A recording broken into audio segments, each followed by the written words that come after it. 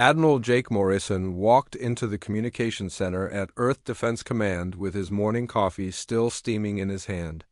The large room buzzed with activity as technicians worked at their stations, monitoring signals from across the solar system. It was supposed to be a quiet Tuesday morning, but the alarm bells told a different story. "Sir, you need to see this right now," called out Lieutenant Danny Brooks from his station near the main screen. His voice carried an edge that made Morrison set down his coffee and move quickly across the room. The main display showed a complex pattern of signals coming from deep space, far beyond anything humans had ever detected before. The transmission was broadcasting on every frequency at once, something that should have been impossible with current technology. More concerning was the strength of the signal. It was so powerful that radio dishes around the world were picking it up clearly despite its origin point being light years away. "How long has this been coming in?" Morrison asked, studying the wavelength patterns scrolling across multiple monitors. "Started about 20 minutes ago, sir. But here's the strange part. It's not random noise or natural phenomena. There's definitely a pattern here, like someone is trying to communicate with us." Dr. Lisa Hayes rushed into the room, still wearing her lab coat from the linguistics department. She had been Earth's leading expert on theoretical alien communication. For over a decade, though, until this moment it had been purely theoretical work. Her hands shook slightly as she approached the communication array.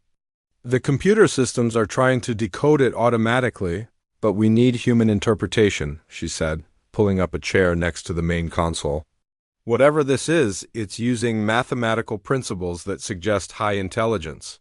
"Very high intelligence." Morrison watched as more staff members filled the room. Word was spreading quickly through the facility that something unprecedented was happening. In the past hour, similar reports had come in from observatories and military installations around the globe.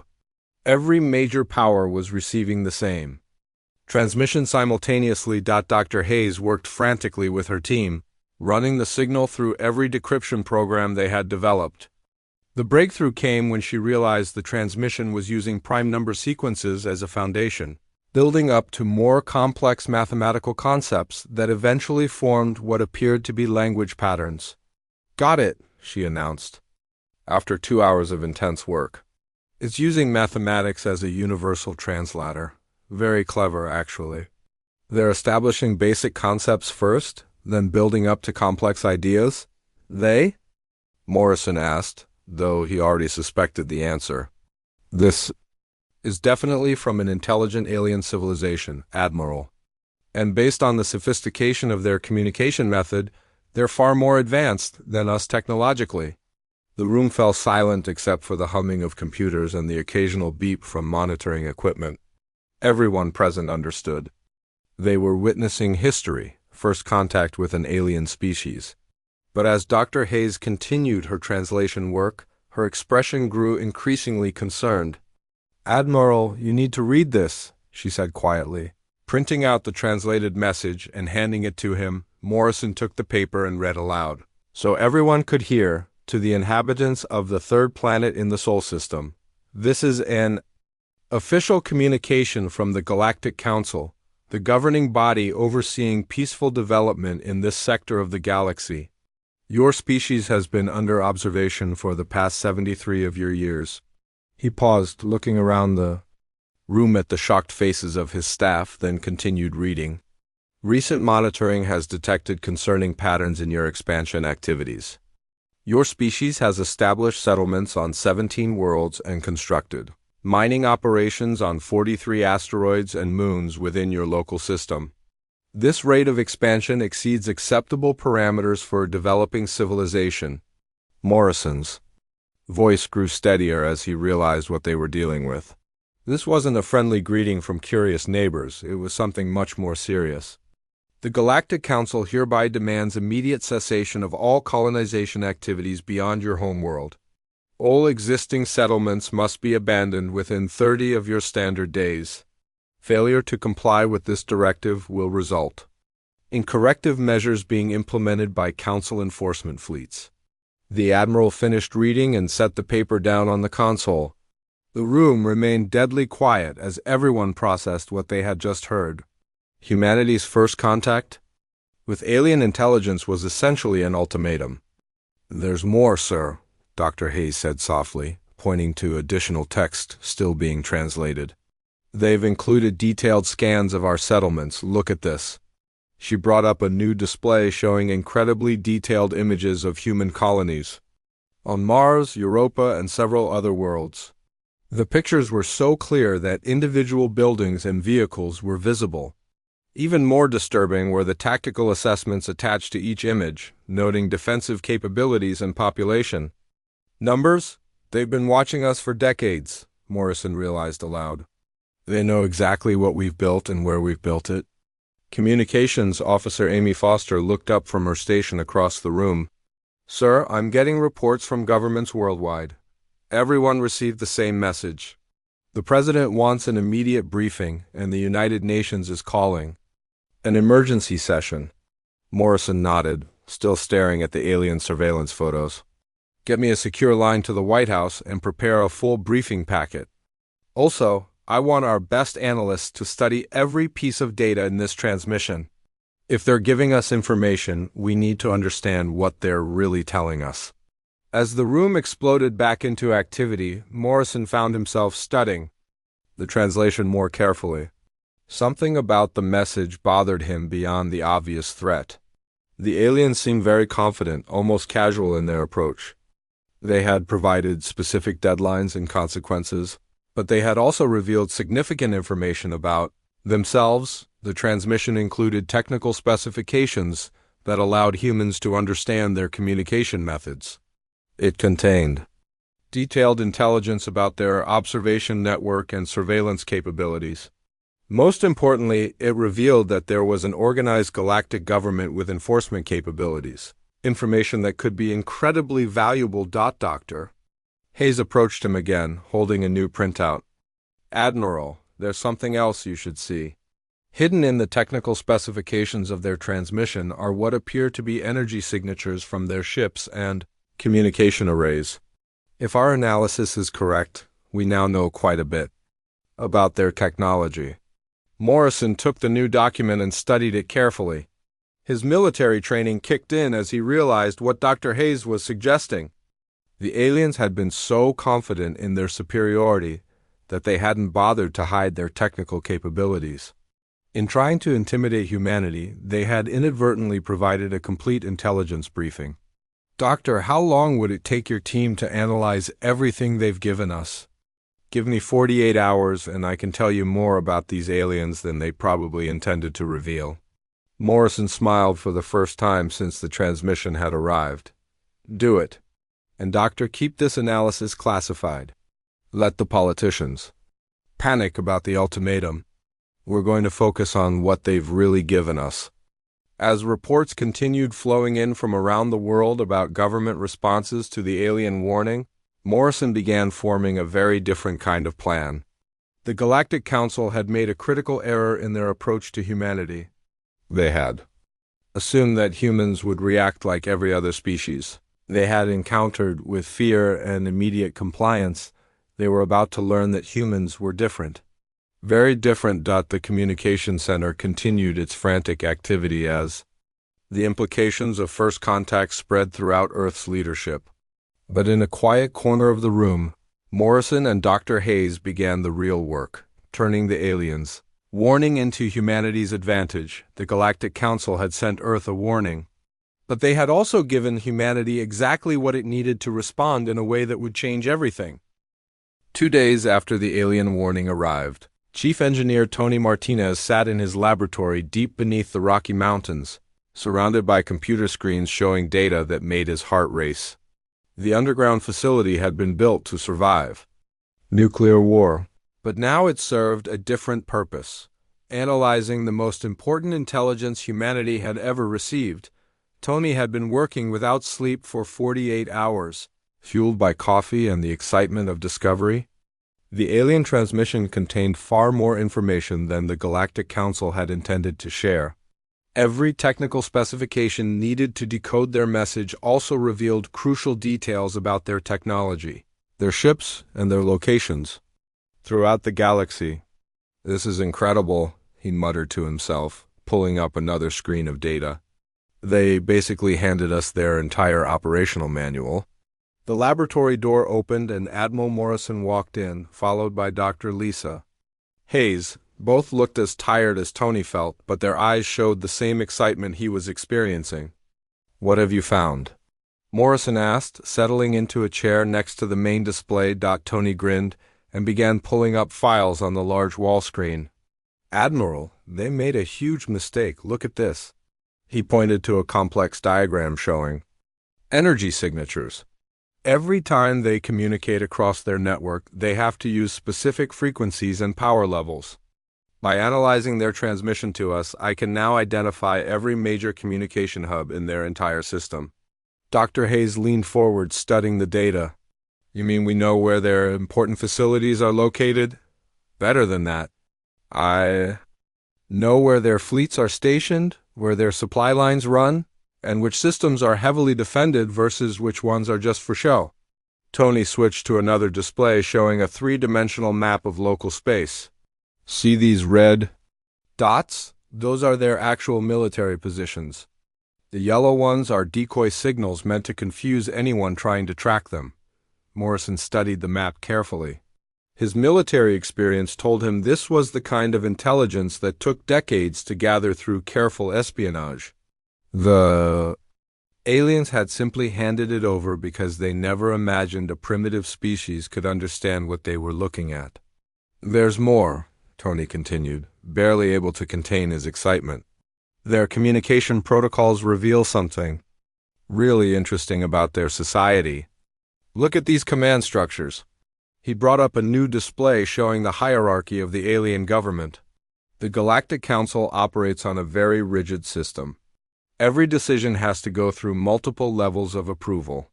Every communication follows specific protocols. Every response is carefully planned and authorized by committees. "Bureaucracy," Morrison said with understanding. "They're bound by red tape?" "Exactly.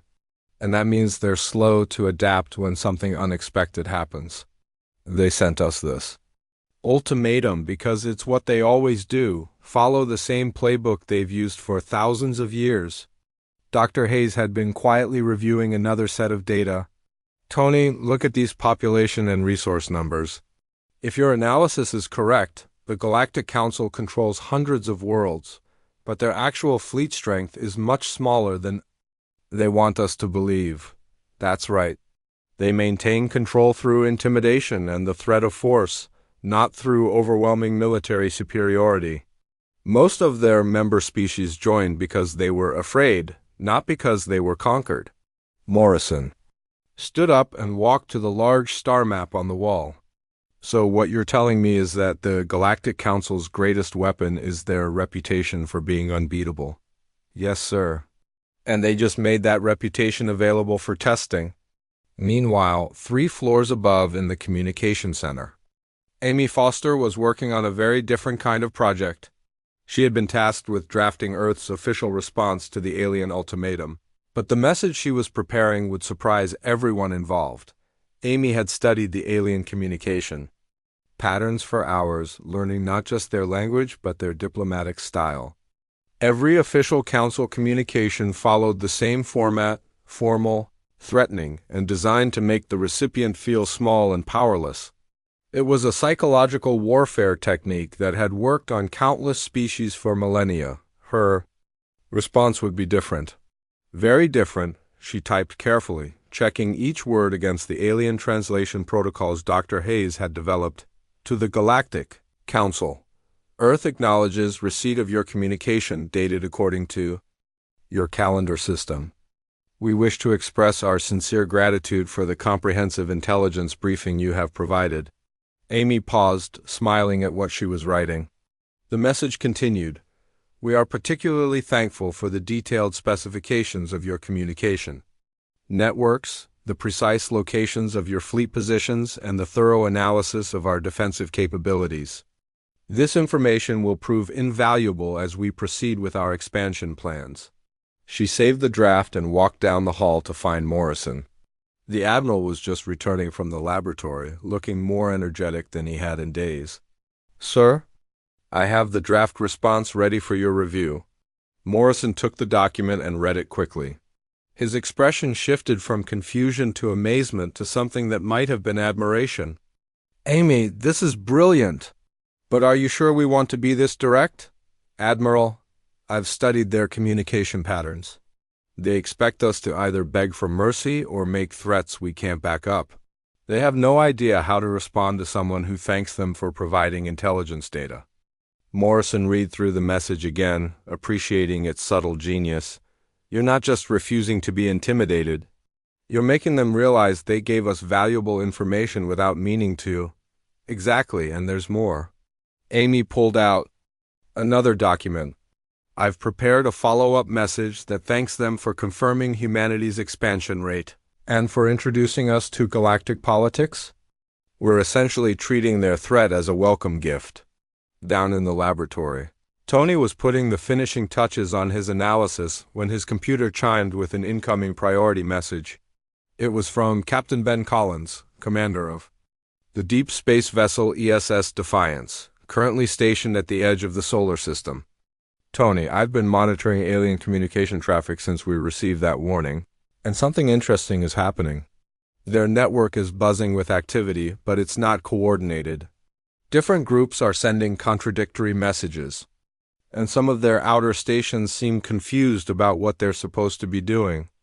Tony smiled and opened a communication channel to the captain. "Ben, that makes perfect sense based on what we've learned.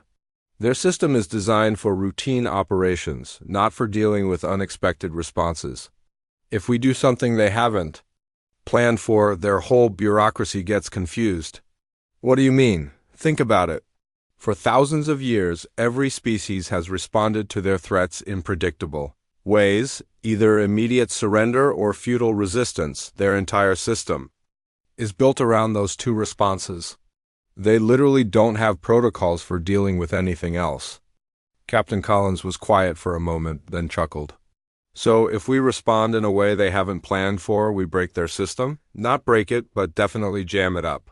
They'll spend so much time trying to figure out how to respond that they won't actually be responding." Morrison joined the conversation from the communication center. "Gentlemen, we're about to test that theory. Amy has prepared a response that will definitely fall outside their normal experience." He read the message aloud over the communication system, and both Tony and Captain Collins burst into laughter. "Admiral, that's going to cause some serious confusion in their command structure," Collins said. "When do you want me to deliver it?" "Immediately, Captain. And Ben, I want you to broadcast it on all the same frequencies they used for their warning. Make sure every species in their network receives our message." "Understood, sir. This should be interesting." As Captain Collins prepared to deliver humanity's unprecedented response, Morrison gathered his senior staff in the main briefing room. The past 2 days had transformed their understanding of the galactic political situation, and now they were about to transform the aliens' understanding of humanity. "Ladies and gentlemen," Morrison began, "we're about to send the Galactic Council something they've never received before, a thank you note for threatening us.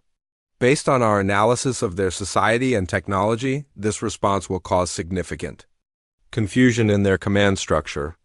Dr. Hayes spoke up from her seat at the conference table. "Admiral, what if they decide to attack immediately instead of trying to figure out our response?" Morrison smiled. "Doctor, based on Tony's analysis, they can't make that decision quickly even if they want to. Their bureaucracy will tie them up for weeks trying to determine the proper response to our improper response." The room filled with quiet laughter as everyone realized what was happening. Humanity wasn't just refusing to be intimidated by the Galactic Council, they were using the aliens' own rigid system against them. Morrison looked around the room at his team. "We're about to change galactic politics forever, people. The Council sent us a warning, and we're replying with gratitude. Let's see how they handle that." Captain Collins' voice came through the communication system. Message transmitted, Admiral. Supreme Chancellor Zephyros stood in the central command chamber of the Galactic Council's massive space station, staring at the holographic display that showed Earth's response message. For the first time in his 300-year career as head of the council, he was completely confused about how to proceed. The command chamber was a vast circular room with representatives from dozens of alien species working at stations around the perimeter. For 10,000 years, this room had been the center of galactic government, maintaining peace through carefully managed fear and overwhelming displays of force. Every species that had ever challenged the council had been crushed quickly and decisively, serving as examples to others who might consider resistance. But the humans had done something unprecedented. They had thanked the council for threatening them. "Read it again," Zephyros commanded his chief translator, a tall being with 4 arms and skin that changed colors based on his emotional state. Right now, that skin was cycling through confused patterns of purple and orange. "To the Galactic Council," the translator began, his voice carrying the bewilderment he felt. "Earth acknowledges receipt of your communication and wishes to express sincere gratitude for the comprehensive intelligence briefing you have provided. We are particularly thankful for the detailed specifications of your communication networks, the precise locations of your fleet positions, and the thorough analysis of our defensive capabilities." The translator paused, his skin shifting to a deeper shade of confused purple. The message continues. "This information will prove invaluable as we proceed with our expansion plans. We also wish to thank you for confirming our species' exceptional expansion rate and for introducing us to the broader galactic community. We look forward to further communications." Zephyros felt something he had not experienced in centuries: uncertainty. In his long career, he had received desperate pleas for mercy, angry threats of resistance, and formal surrenders. Never had he received a thank you note from a species he had just threatened with destruction. "Analysis," he demanded from his tactical board. General Korath, the Council's military commander, approached the central platform. His species was known for their strategic thinking and had served the Council's military arm for over 5,000 years, but even his experienced mind struggled with this situation. "Supreme Chancellor, the humans appear to be claiming that our warning message contained valuable intelligence information. Our technical review confirms this is theoretically possible. Any communication does reveal certain details about the sender's capabilities and positions.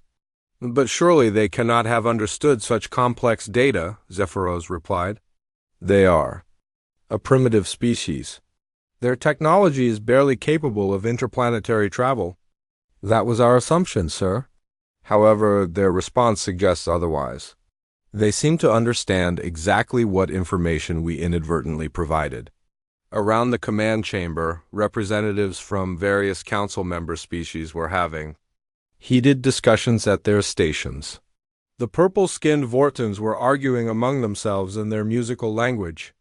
The insect-like Chitauri were clicking rapidly in what appeared to be agitated conversation. Even the normally calm ethereal collective seemed disturbed by this development. Ambassador Delara of the Vorton Collective approached the central platform. Her species had been among the first to join the council voluntarily, and their diplomatic corps was highly respected throughout the galaxy. "Supreme Chancellor, my government is requesting clarification on how to proceed. This situation falls outside all established protocols for dealing with non-compliant species." Zephyros nodded grimly. The Galactic Council's power structure was built on predictability. Every species reacted to their threats in one of 2 ways: immediate submission or futile resistance followed by submission. The entire governmental system was designed around these expected responses.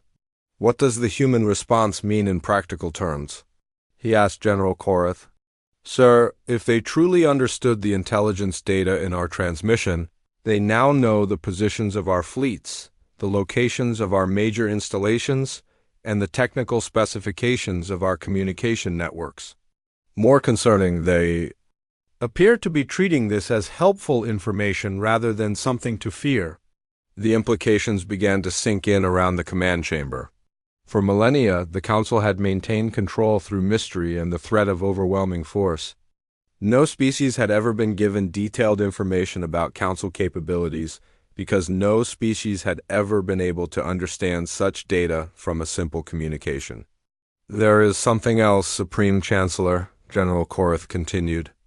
"Our monitoring stations report unusual activity in the human solar system. Instead of retreating from their colonies as demanded, they appear to be reinforcing them and establishing new outposts." Zephyros felt his confidence wavering further. "They are expanding after receiving our warning?" "Yes, sir. And based on the energy signatures we are detecting, they are using more advanced technology than our original assessment indicated. Either they have been hiding their true capabilities, or they have made rapid advances in the past few days." Meanwhile, on Earth, General Roy Parker was coordinating the most ambitious military operation in human history. The war room beneath the Pentagon buzzed with activity as officers from every branch of the military worked together to implement a strategy that would have been impossible just days earlier. "Status report," Parker called out as he entered the room. Colonel Janet Mills looked up from a display showing troop movements across the solar system. "Sir, Operation Grateful Response is proceeding ahead of schedule. We have successfully deployed forces to every position identified in the alien." "Intelligence data." "Resistance? None, sir.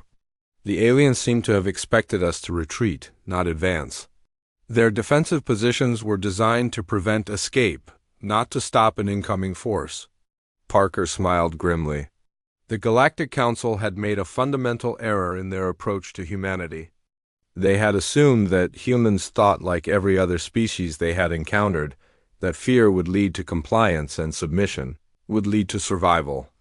They had never dealt with a species that viewed conflict as an opportunity rather than a disaster. Dr. Hayes entered the war room carrying a tablet filled with new intelligence data.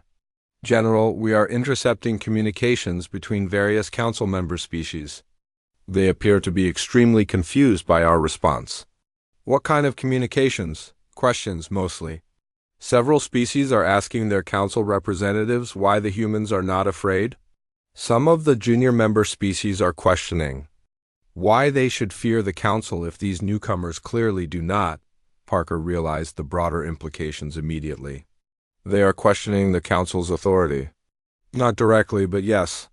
For the first time in their recorded history, a species has publicly demonstrated that the Galactic Council is not as frightening as they claim to be. Other species are noticing." Back on the council station, Supreme Chancellor Zephyros was dealing with exactly this problem. Reports were coming in from across the galaxy about member species asking uncomfortable questions about council authority and capabilities. The Mineral Guild wanted to know why the humans were not concerned about council military superiority. The Agricultural Consortium was questioning whether the council's protection was as valuable as they had been led to believe. Most concerning of all, 3 of the Outer Rim species had formally requested copies of all communications with the humans, claiming they wanted to better understand the situation. "This is unprecedented," Ambassador Delar reported. "In 10,000 years of council governance, no member species has ever requested access to threat communications with a non-compliant civilization." General Korath approached with another troubling update. "Supreme Chancellor, our deep space monitoring stations are reporting something disturbing. The humans have not only reinforced their existing positions, but they have also begun establishing new outposts in systems we did not know they could reach.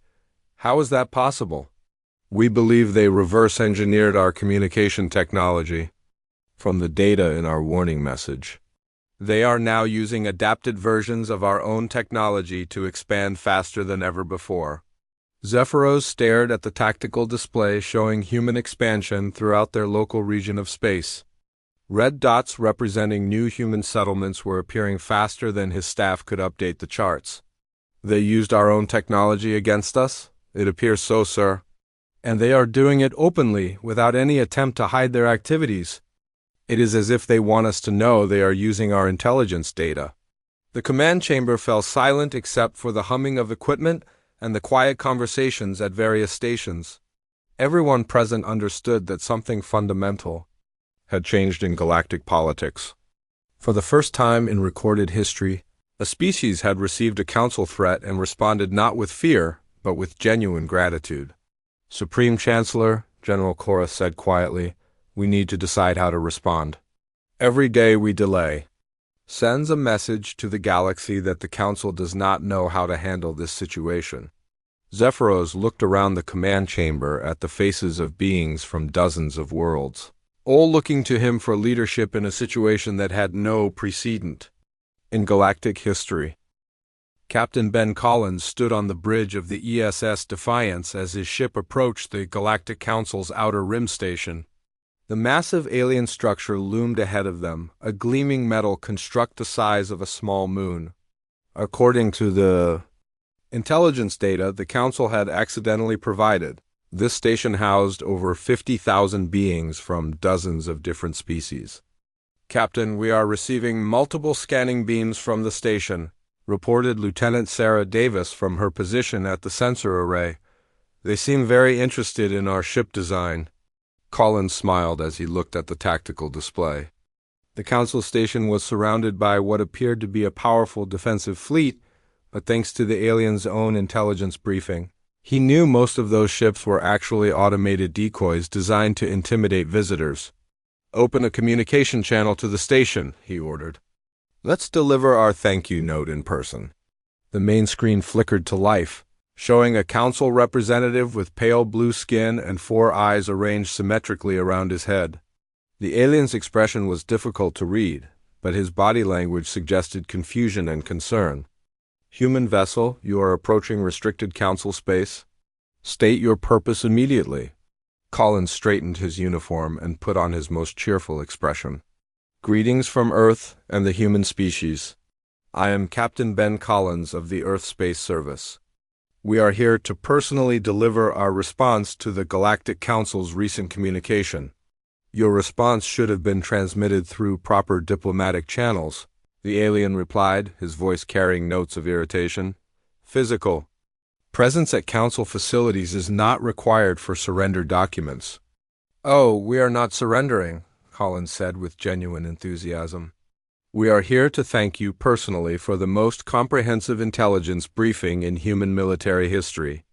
Your message contained exactly the kind of detailed information our species has been hoping to obtain for decades.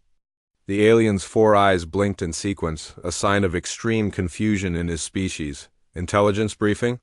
We sent you a warning to cease your expansion activities. Yes, and we are grateful for it. Your warning included detailed specifications of your communication networks, precise locations of your fleet positions, technical analysis of your defensive systems, and even energy signatures from your major installations. This information has been invaluable in planning our continued expansion. Behind Collins, his communications officer was broadcasting their conversation on all frequencies, ensuring that every species in the local galactic network could hear the exchange. This was part of the plan. Humanity wanted everyone to know that the Council's threats contained useful intelligence rather than intimidating warnings. The Council representative was silent for several moments, apparently conferring with unseen advisors. When he returned his attention to the screen, his confusion had been replaced by something approaching panic. Human Captain, you are misunderstanding the purpose of our communication. We were ordering you to retreat from your colonies and cease expansion. Failure to comply will result in military action. Collins nodded enthusiastically. We understand completely, and we want to thank you for that too. You see, our species has been looking for a worthy opponent for quite some time. Most of our conflicts have been against other humans, which gets repetitive after a while. Your threat represents exactly the kind of challenge we have been hoping for. The alien's skin began changing to a darker shade of blue, which Collins recognized from the intelligence data as a sign of extreme stress. You want to fight the Galactic Council? Want to? We are excited about it. Your species clearly has advanced technology and substantial military resources. Fighting you will push our tactical and strategic capabilities to new limits. It will be educational for both our species. Collins gestured to Lieutenant Davis, who began transmitting additional data to the Council station. In fact, we have prepared a comprehensive analysis of your military capabilities based on the information you provided. Would you like us to share our assessment? Before the alien could respond, Collins continued cheerfully. Your fleet strength is impressive, but not overwhelming. Your defensive positions are well planned but predictable. Most importantly, your command structure appears to be extremely centralized, which creates interesting tactical opportunities for a more flexible opponent. The communication channel went silent for several minutes. Collins could see multiple aliens moving frantically in the background of the transmission, apparently trying to determine how to respond to this unprecedented situation. Meanwhile, back on Earth, military historians were making discoveries that explained humanity's unique reaction to the Council's threat. Professor Mike Turner sat in his office at the War College, surrounded by books and documents spanning thousands of years of human conflict. "This is fascinating," he muttered to himself as he reviewed reports from the front lines. "The Council has never dealt with a species like us." His assistant, Dr. Karen White, looked up from her own research. "What do you mean, Professor?" "Look at the pattern of how other species responded to Council threats. Every single one either surrendered immediately or fought desperately for survival before surrendering. But humans do not fight for survival, we fight for victory." Turner pulled up a holographic display showing human military history. "Every major conflict in our past has been characterized by innovation, adaptation, and the willingness to take enormous risks for strategic advantage. We do not just want to survive our wars, we want to win them decisively. But surely other species have the same instincts?" Apparently not. Based on the Council's own records, most intelligent species develop technology to avoid conflict, not to excel at it. They see warfare as a last resort to be avoided whenever possible. Humans see warfare as a problem to be solved through superior strategy and technology. Turner switched the display to show current human military deployments. "Look at our response to the Council's threat. Instead of retreating or preparing desperate defenses, we immediately began offensive operations designed to seize strategic advantages. We are not trying to survive their attack, we are preparing to defeat them." Back at the Council station, Captain Collins was still waiting for a response from the increasingly agitated aliens. Finally, a new figure appeared on the screen, a tall being with silver skin and 6 arms, wearing elaborate robes that marked him as a high-ranking Council official. "Human Captain, I am Strategic Advisor Nexus of the Council Military Command. Your species appears to have misunderstood our communication." Collins maintained his cheerful demeanor. "Not at all, Advisor Nexus. We understood perfectly. You threatened us with military action if we did not stop expanding. We appreciate the warning because it allowed us to prepare for the coming conflict. There does not have to be a conflict. If you simply comply with our demands, no military action will be necessary." "But that would be disappointing," Collins replied with genuine regret. "Your species has technology and capabilities we have never encountered before. Fighting you will teach us things we cannot learn any other way. Why would we want to avoid such a valuable educational opportunity?" Nexus was silent for a moment, apparently consulting with other Council members. "Captain, are you saying your species prefers warfare to peace?" "Not prefers exactly. But we are not afraid of it either.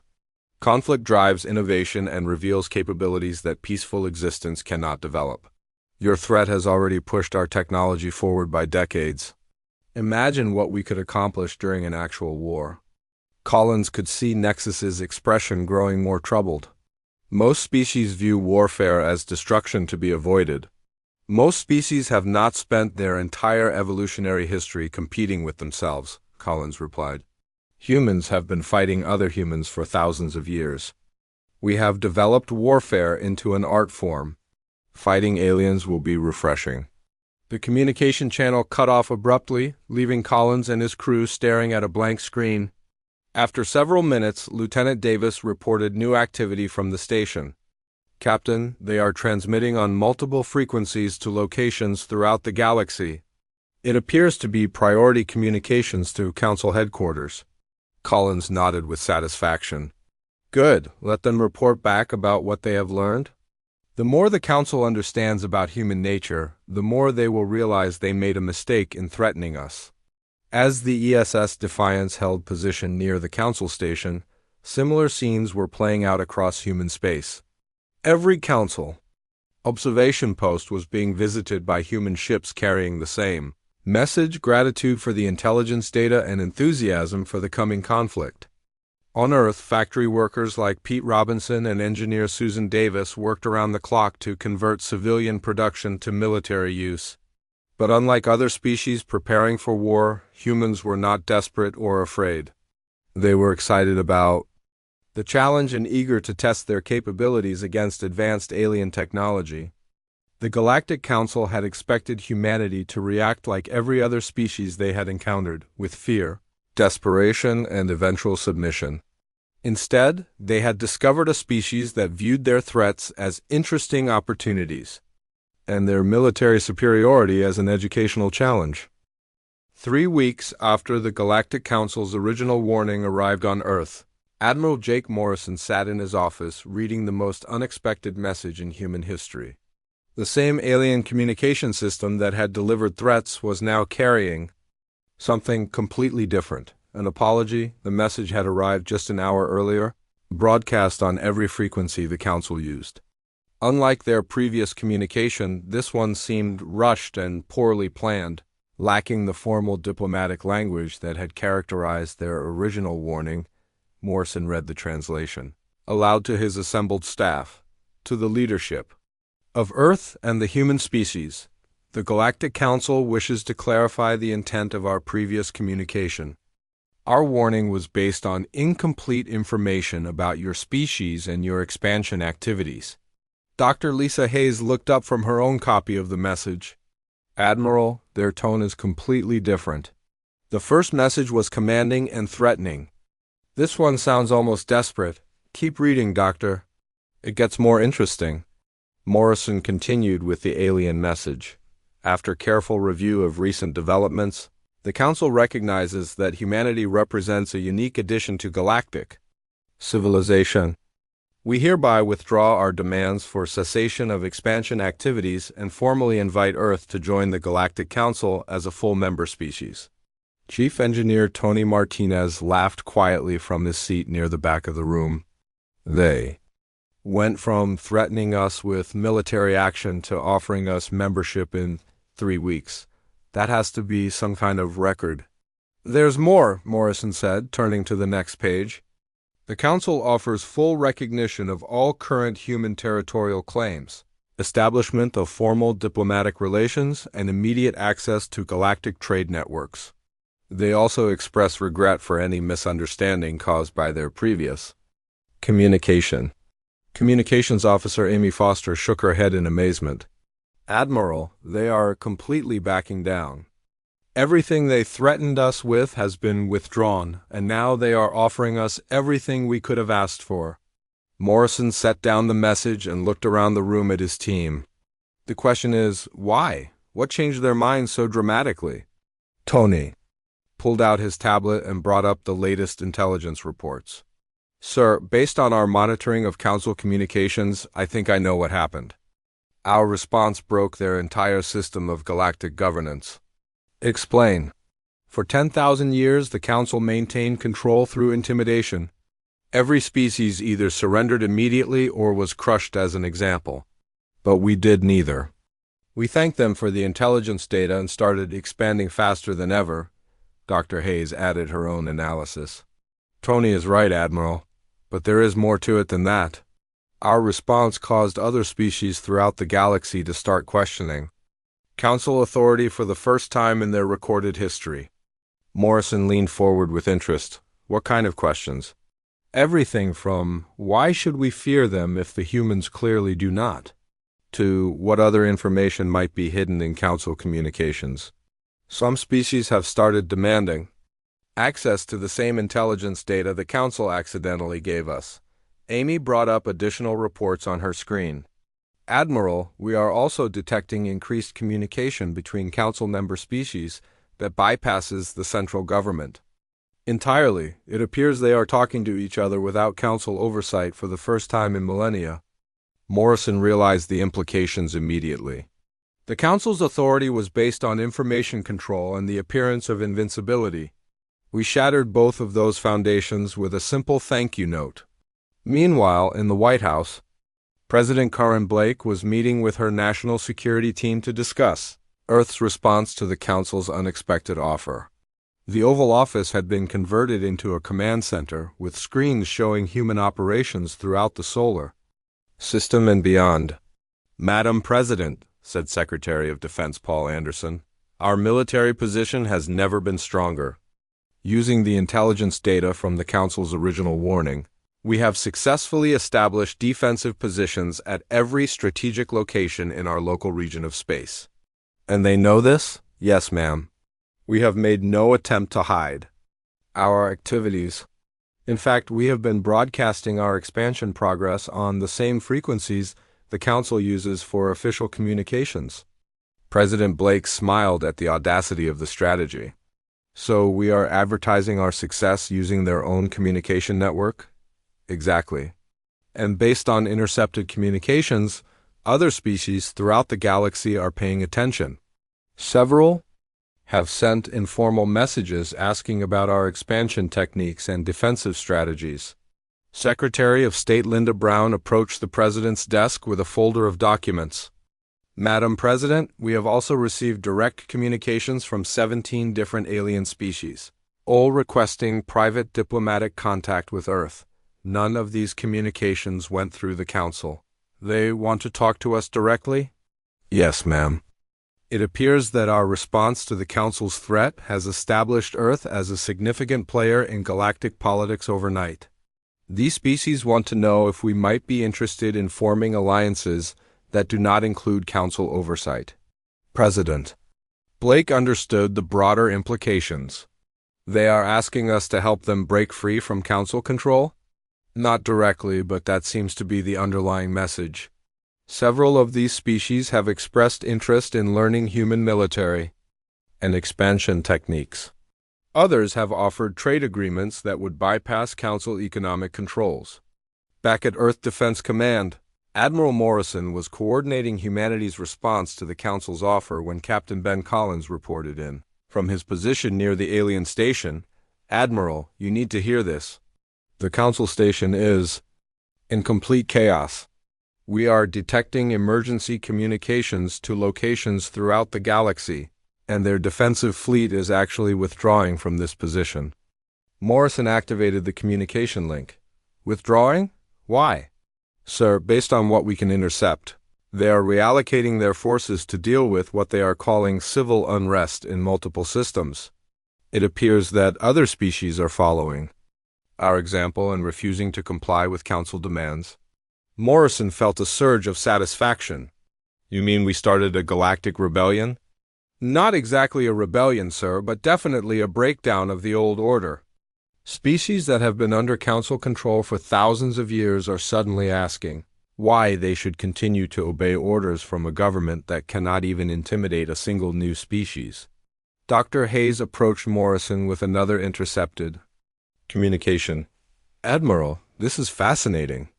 Listen to this message we captured from one of the Outer Rim species to another. If the humans can expand freely despite Council threats, why are we limiting our own growth to satisfy their demands?" Morrison read through several similar messages. The pattern was clear. Humanity's refusal to be intimidated had given other species permission to question the entire galactic order. "Doctor, how many species are we talking about?"